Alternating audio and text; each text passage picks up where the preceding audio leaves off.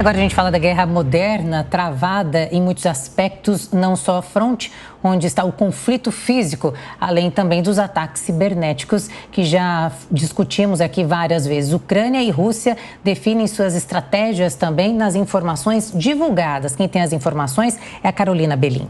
A Rússia restringiu o acesso ao Instagram. A justificativa foi de que a rede social estaria incitando a violência contra os russos, com posts que defendem a morte do presidente Vladimir Putin. O Comitê de Investigação da Rússia anunciou ações legais contra a Meta de Mark Zuckerberg, dona do Instagram. E a Procuradoria-Geral Russa pediu que o grupo seja classificado como uma organização extremista. A Meta, controladora também do Facebook, está temporariamente liberando mensagens em alguns países, segundo e-mails internos aos quais agências internacionais de notícias tiveram acesso. Isso também foi confirmado pelo gerente de comunicações da Meta, Andy Stone. O executivo disse que, devido à invasão, a empresa está sendo tolerante com formas de expressão política que normalmente violariam as regras sobre discurso violento, mas que segue não permitindo apelos à violência contra civis russos. O Alto Comissariado para os Direitos Humanos da ONU manifestou preocupação com a decisão do Grupo Meta, uma vez que o assunto é extremamente complexo e que poderia contribuir para o discurso de ódio contra os russos em geral. Se, por um lado, a estratégia da Rússia na guerra segue sendo a censura a diversos meios de comunicação, tentando privilegiar a versão dos veículos oficiais, do outro, a Ucrânia, na figura do presidente Volodymyr Zelensky, tenta passar uma ideia de transparência. Em mais de um discurso, ele pede que a população busque fontes seguras para se informar sobre a guerra. A propaganda, porém, não passa longe do lado ucraniano. Nesta sexta, por exemplo, o perfil das Forças Armadas publicou uma foto do suposto fantasma de Kiev, um piloto que teria derrubado vários aviões russos. Porém, não há indícios concretos de que ele exista. Poderia ser uma estratégia para motivar a resistência.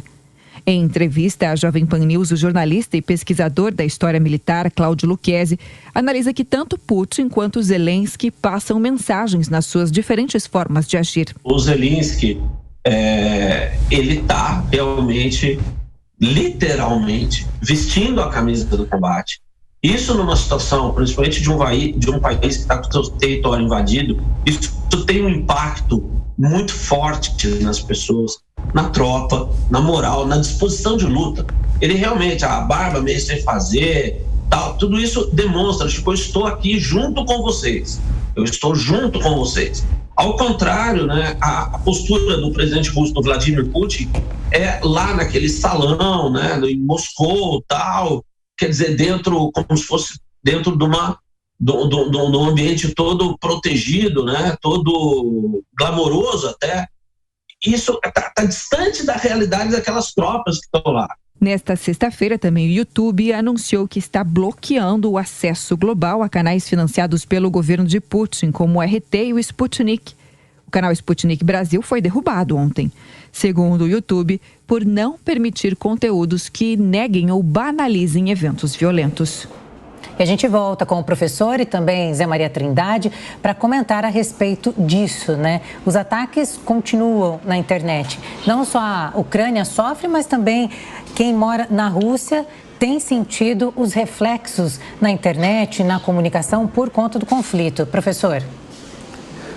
Veja, é interessante porque quando você trata dessas questões que dizem respeito ao ciberespaço, há duas dimensões que podem ser trazidas aqui. A primeira é o combate no ciberespaço propriamente dito. O outro é o combate de informações. No combate de informações, isso é bem evidente que a Ucrânia está ganhando. Por qual razão? Porque a versão ou a narrativa ucraniana, que da minha perspectiva é altamente legítima, porque é um povo que está trabalhando pela sua liberdade, pela sua sobrevivência e pela sua independência. E a sua narrativa é legítima, mas é a narrativa que está ganhando porque conseguiu uma articulação gigantesca e uma articulação rápida. Conseguiu de várias formas mostrar uma versão da guerra que é muito, muito bem ilustrada pelos momentos de tragédia que estão acontecendo. Esses refugiados, milhões de refugiados, já chegou a 2,5 milhões e vai chegar a 4, 5, 6. Isso por si só é gigantesco e é dolorido para todos, não apenas para os ucranianos, mas para aqueles que estão assistindo e estão aqui, do lado dos ucranianos, de ascendência ucraniana, que estão aqui, a comunidade ucraniana. Então, veja, nesse ponto, a vitória tem sido mostrada nos embates que estão ocorrendo para o lado ucraniano. Mas a guerra no ciberespaço, ela tem sido feita de outra forma. Grupos de hackers já estão atuando dos dois lados. Hackers amadores russos, por exemplo, já estão trabalhando para tentar, de alguma forma, colocar a narrativa russa no mundo. Além disso, eles estão tentando, de alguma forma, também atingir sites, instituições, entidades, trazer informações, roubar arquivos, com todas aquelas terminologias técnicas que os especialistas em informação e especialistas no mundo cibernético usam. Mas eles estão atuando. É um embate à parte. Nesse ponto, não se sabe quem está ganhando ainda. Porque se a Ucrânia estivesse ganhando, a Rússia já estaria muito bem anulada. Se não anulada, pelo menos já estaria freando as suas ações. Me parece que nesse ambiente, na parte da informação, a Ucrânia está ganhando. Na parte do cybercombate, ainda há poucas informações para definir quem está realmente um passo adiante, ou pelo menos preservando o equilíbrio, se é o que está acontecendo. E a gente segue acompanhando imagens da fuga de pessoas que deixam a Ucrânia, mais uma passagem de um grupo grande de refugiados nesse momento. É a movimentação ao vivo para você aqui na TV Jovem Pan News, 8h47 agora, pelo horário de Brasília, 1h47 da tarde desse domingo, pelo horário de Kiev. E a gente segue com imagens ao vivo chegando da Ucrânia. José Maria Trindade, queria repercutir com você, Zé, essa informação que trouxemos e justamente esse ponto levantado agora pelo professor Marcelo sobre os ataques cibernéticos. Isso que está acontecendo entre Rússia e Ucrânia funciona até como um alerta para o Brasil, né? Claro que aqui o contexto é muito diferente, mas essa proteção com dados e essa proteção do universo cibernético também deve aparecer em Brasília, né, Zé? Exatamente, meu caro Brau. Olha, é o seguinte, a informação sempre foi uma arma muito importante em toda a história da humanidade. Até quando não existia prensa, que era informação de boca a boca, né? Sempre houve guerra de informação. Aliás, atribuem a capacidade de comunicar do Homo sapiens é que fez dele a supremacia sobre todas as outras espécies. Alguns animais até se comunicam, alertam sobre perigos, mas nenhum outro animal fala de coisa que não existe, a comunicação subjetiva. Daí nasceu a grande possibilidade do ser humano, né, do Homo sapiens, a ser superior aos outros animais, no sentido de domínio, claro. A partir daí, a comunicação sempre foi usada. Eu, Brown, sempre falei da história aí das mídias sociais. Elas são os novos veículos de comunicação. E não adianta aquele início de que eram livres, de que a gente se expressaria, todo mundo, da forma que quisesse e que tudo é publicado. Isso não é verdade.